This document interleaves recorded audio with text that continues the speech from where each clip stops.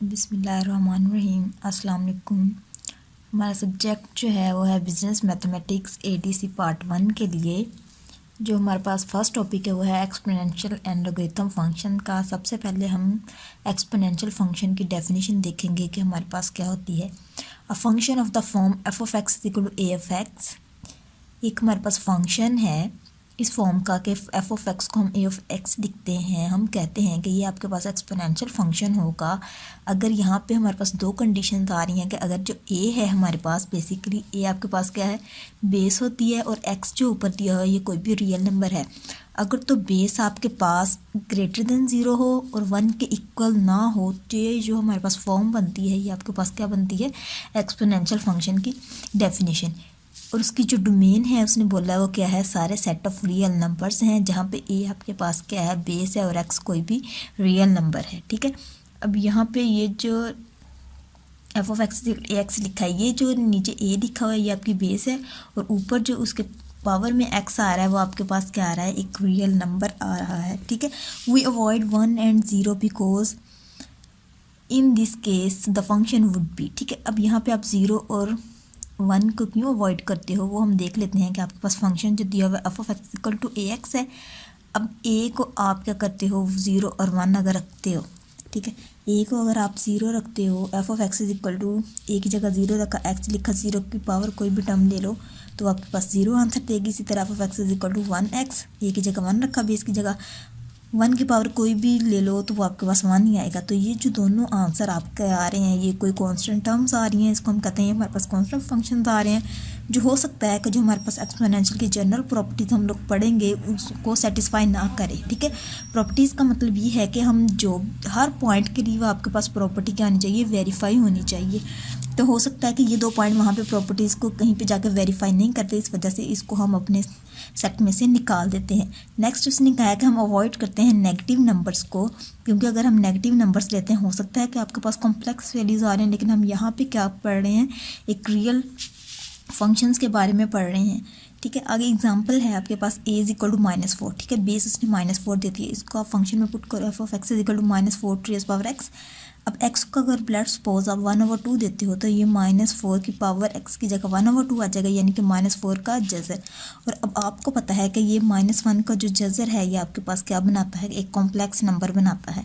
ठीक है, इसको फर्दर जो है वो आप लोग लिख सकते हो कि आ जाता है 4 मल्टीप्लाई -1 का स्क्वायर रूट। अब 4 का जो स्क्वायर रूट है वो 2 आ जाएगा, और -1 का जो स्क्वायर रूट है ये आपके पास क्या बनाता है, आयोटा की डेफिनेशन बनाता है, यानी कि ये आपके पास एक कॉम्प्लेक्स नंबर आ गया। इस वजह से हम नेगेटिव नंबर्स को क्या करते हैं, अवॉइड करते हैं। उसके बाद एग्जांपल 1 है कि एक फंक्शन दिया हुआ है, इसका हमने क्या करना है, ग्राफ को स्केच करना है। सबसे पहले हमने फंक्शन लिखा 2x, एक्स को वेरिएशन दी, -2 पॉइंट पुट किया, 2 टू रेज़ पावर x की जगह -2 पुट करो तो 2 टू रेज़ पावर -2 पुट करने से 1/4 आंसर है, -1 पुट करोगे तो ये 2 टू रेज़ पावर -1, इसको 1/2 लिख सकते हैं। 0 पुट करोगे तो 2 की पावर 0 1 आएगी, 1 पुट करोगे तो 2 की पावर 1 2 आएगी, 2 पुट करोगे तो 2 का स्क्वायर क्या आ जाएगा, 4 आ जाएगा आपके पास। अब इसको हमने क्या करना है, ड्रॉ करना है। हमने एक्स एक्सिस और वाई एक्सिस लिए। अब x को -2 पुट किया, x क्या है, ये -2 है, ये आपके पास एक्स एक्सिस होता है, ये आपके पास क्या है, वाई एक्सिस है।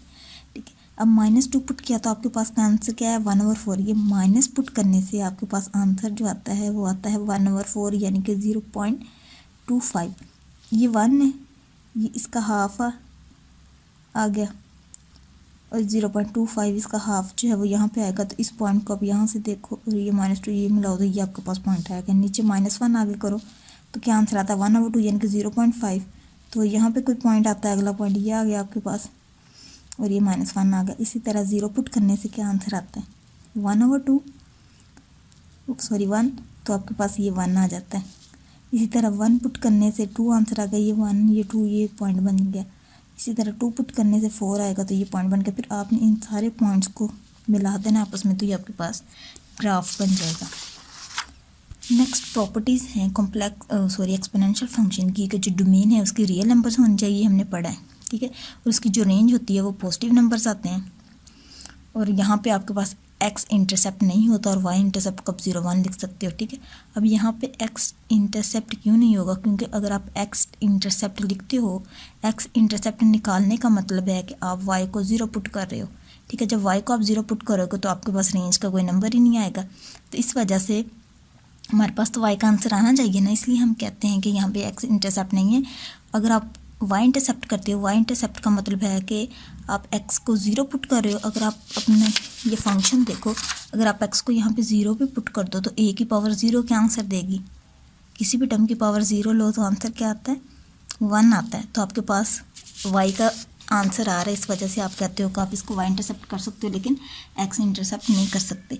आगे है जो एक्सपोनेंशियल फंक्शन है वो इंक्रीज़ करता है अगर ए की वैल्यू ग्रेटर देन 1 हो, और डिक्रीज़ करता है अगर ए की वैल्यू 0 और 1 के दरमियान हो। नेक्स्ट इसकी प्रॉपर्टी है कि एक्सपोनेंशियल फंक्शन जो है वो 1 1 होता है।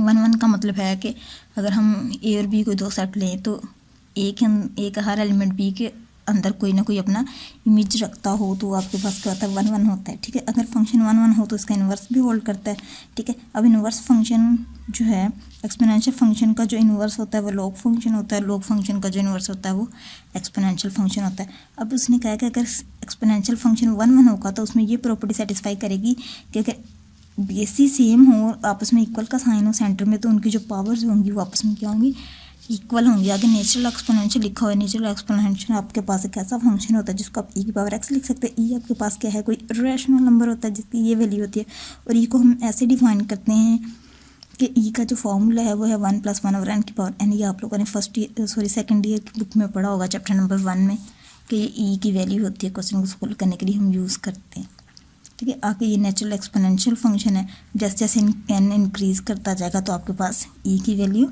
आती जाएगी, इंक्रीज़ करती जाएगी। ये आगे इसका क्या दिया हुआ है, नेचुरल एक्सपोनेंशियल फंक्शन का ग्राफ बना के बताया हुआ है उसने। उसके बाद आपके पास आता है एक्सपोनेंशियल इक्वेशंस को हम कैसे सॉल्व करते हैं, ठीक है। सबसे पहले आपके पास पहली एग्जांपल है 4x² = 2x। तो अब इक्वेशन को आप लिख सकते हो, हमने अभी प्रॉपर्टी पढ़ी है कि फंक्शन 1 1 हो तो ए यू = ए भी लिख सकते हैं, इसका मतलब है यू किसके इक्वल है, वी के। अब 4x² = 2x, अब 4 को आप लिख सकते हो 2 की पावर 2, उसके ऊपर x² वैसे आ गया = 2x वैसे ही आ गया, ठीक है।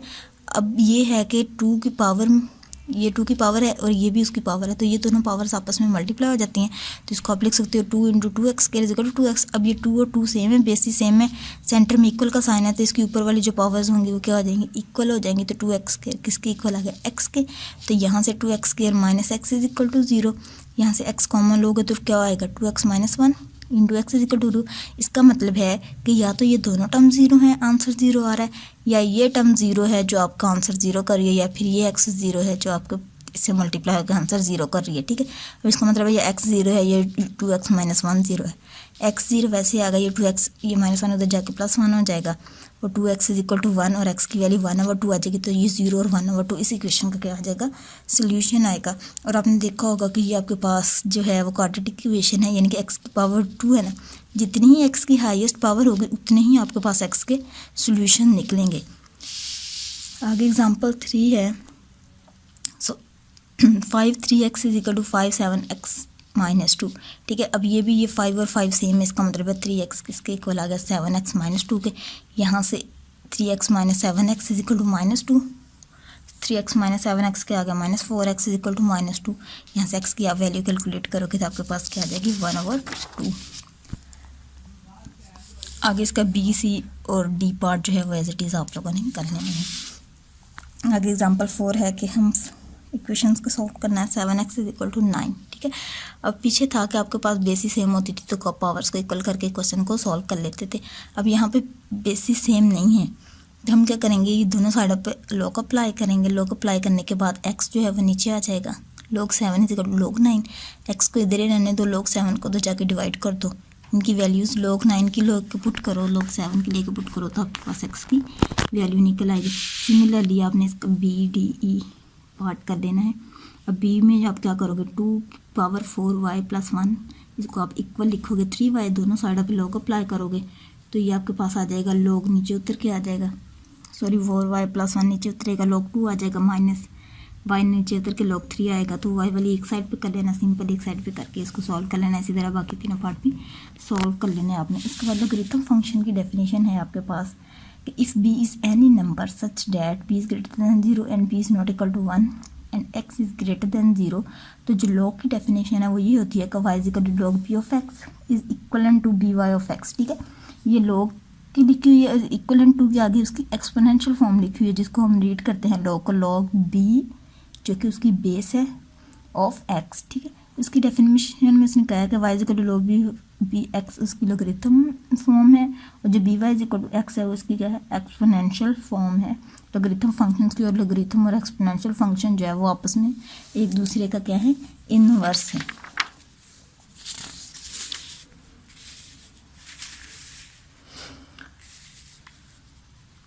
उसके बाद एग्जांपल है, हमने लॉगरिथम फाइंड करना है log 4 16। सबसे पहले हम लॉगरिथम फाइंड करने के लिए उसकी एक्सपोनेंशियल फॉर्म लिखते हैं। ठीक है, log 4 16 है, तो इसका मतलब है कि log 4 16 4 इसकी क्या है, बेस है। ठीक है, ये 4 इसकी बेस है, यानी कि इस 4 जो है बेस की हम पावर क्या लें कि आपके पास आंसर ये 16 आना चाहिए। ठीक है, अब 4 की पावर अगर हम 2 लेते हैं तो आंसर 16 बनता है। इसका मतलब है कि इस साइड पे आपके पास क्या आएगा, 2 आएगा। ये बेसिकली आपके पास क्या होता है, बेस है। ठीक है, और ये इसकी पावर में हमने कोई ऐसा नंबर लिखना होता है कि आपके पास वो सेम आंसर बन जाए ऊपर वाला। ये एक्स होता है और ये आपके पास क्या है, वाई है। इसी तरह ये नेक्स्ट क्वेश्चन है, अब 2 की पावर में हम कौन सा नंबर लिखेंगे, 16 आंसर आए। 2 की पावर 2 लिखें तो 4 आता है, 3 लिखे तो 8 आता है, 4 लिखे तो 16 बनता है। इसका मतलब है कि इसका जो आंसर आएगा वो किसके इक्वल आएगा, 4। सिमिलरली ये वाले आपने सॉल्व कर लेने। ठीक है, अगर आप इसको देखो 3/2 की पावर हम क्या लेंगे, ये बने, तो 3/2 की पावर अगर आप 3 लेते हो तो 3 का क्यूब 27 आ जाएगा, 2 का क्यूब 8 आ जाएगा, तो इसकी वैल्यू आ जाएगी। ठीक है, आगे कॉमन और नेचुरल लॉगरिथम का डिफरेंस बताया हुआ है कि कॉमन लॉगरिथम जो है उसको हम ऐसे लिखते हैं, उसकी बेस 10 होती है, और नेचुरल लॉगरिथम जो है उसकी बेस क्या होती है, ये होती है, और इसको हम ln लिखते हैं। आगे एग्जाम्पल है, evaluate each of the following logarithm. log 1000 लिखा हुआ है, log 1000 किसके इक्वल होता है, 3 के।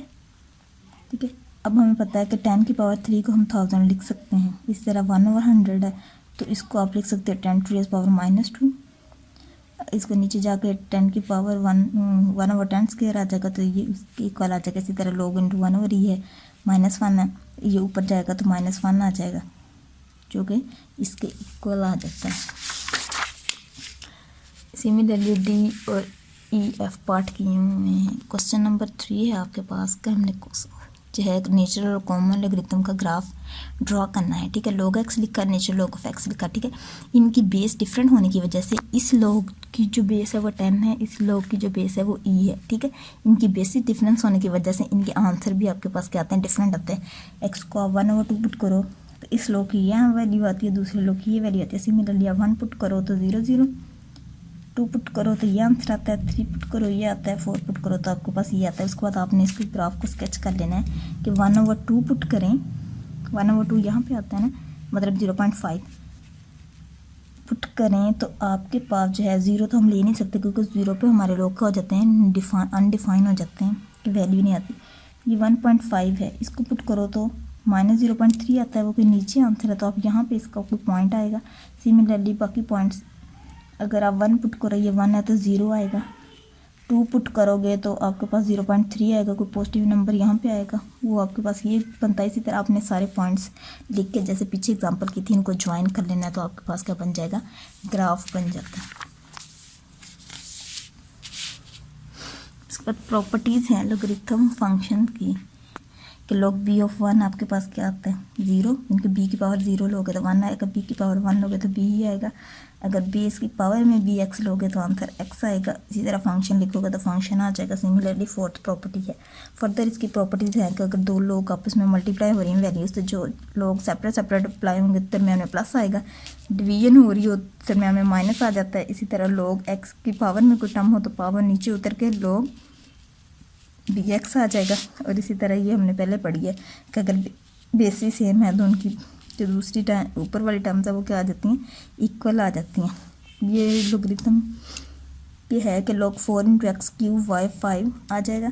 ठीक है, log 4 × x³ y 5। अब इस प्रॉपर्टी को यूज़ करते हुए फिफ्थ वाली को आपके पास दोनों लोग क्या हो जाएंगे, ऐड हो जाएंगे, मतलब log 4x x cube plus log 4 5x आ जाएगा y की पावर 5। ठीक है, इसी तरह इस प्रॉपर्टी को यूज़ करते हुए अब 7th वाली को अगर हम देखें तो ये 3 नीचे आ जाएगा, log 4x आ गया प्लस ये 5 नीचे आ गया, log 4x आ गया। सिमिलरली इसका भी C और D पार्ट आपके पास हो जाएगा।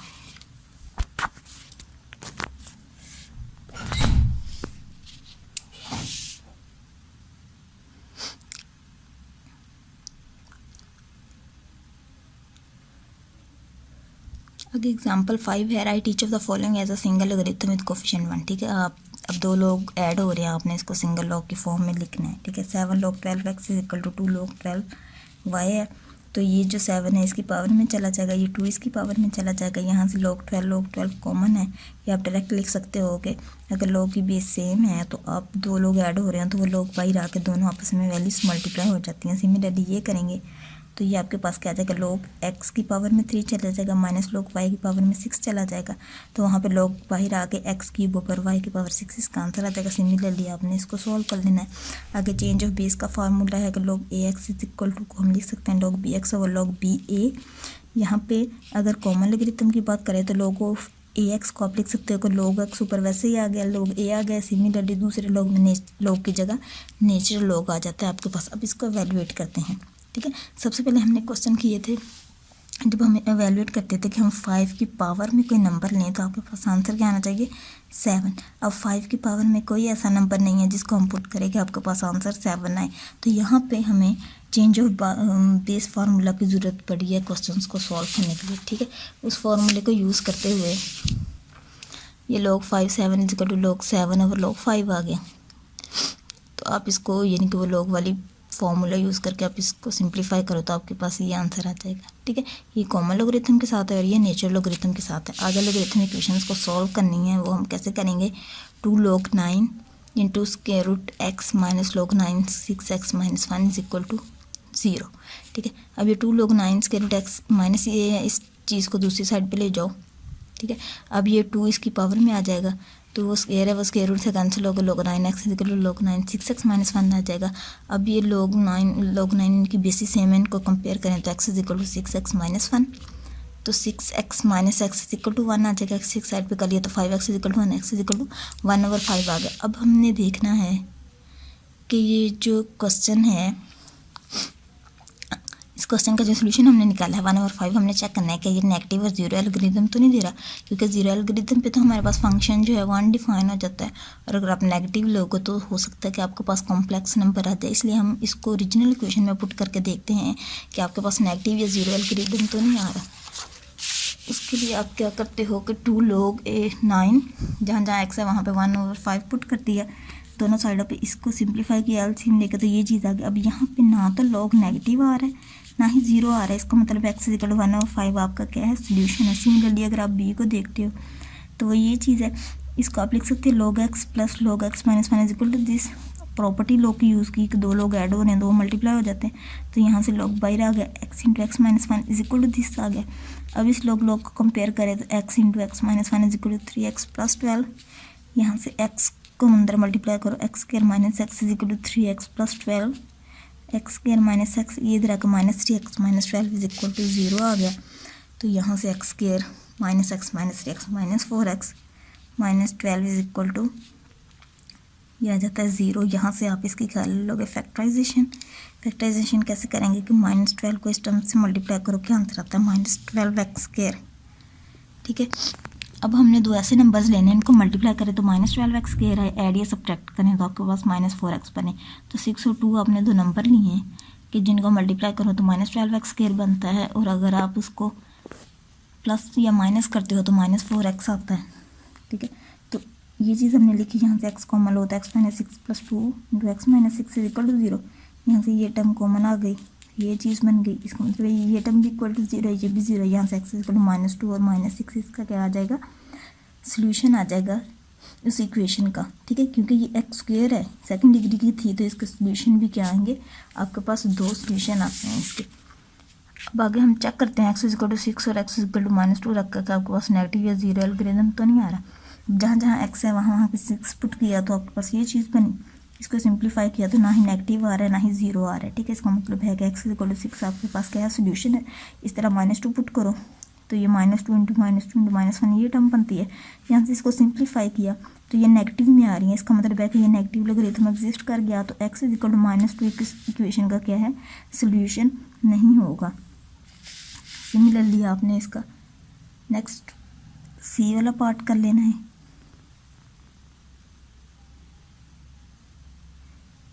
कि log 10 माइनस, ये अब log की प्रॉपर्टी से ये माइनस हो रहे हैं तो डिवीजन में आ जाएंगे। डिवीजन में आने के बाद इसको क्रॉस मल्टीप्लाई किया, यहाँ से x की वैल्यू 2 और 5 निकाली, ठीक है। इस x की वैल्यू को आप पुट करके देख लेना आपके पास नेगेटिव या ज़ीरो लोगरिथम तो नहीं आ रहा। इसी तरह नेक्स्ट है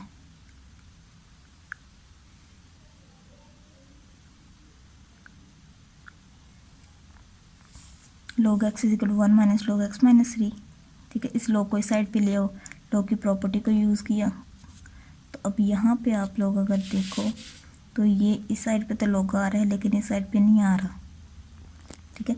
अब इस log की बेस 10 है तो इधर भी हम 10 की पावर में ये नंबर लिख सकते हैं, ठीक है। तो आपके पास क्या आ जाएगा, 10 to raise power 1 = x × x - 3। यहाँ से 10 = x² - 3x, इसको एक साइड पे कर लो, इसकी फैक्टराइजेशन करके 2 टर्म्स लिखेंगे। इसको सिमिलरली उसी वे से आपने चेक कर लेना है कि आपके पास नेगेटिव या ज़ीरो लोगरिथम तो नहीं आ रहा। अब इसको पुट किया तो नेगेटिव आ रहा है, इसका मतलब है ये सोल्यूशन नहीं है। 5 को पुट किया तो ये आ रहा है, इसका मतलब है कि ये इसका सोल्यूशन है। आपके पास सिंगल सोल्यूशन इसका क्या करता है, एग्जिस्ट करता है। इसी तरह इसका सी पार्ट है वो आपने इसको सॉल्व कर लेना है।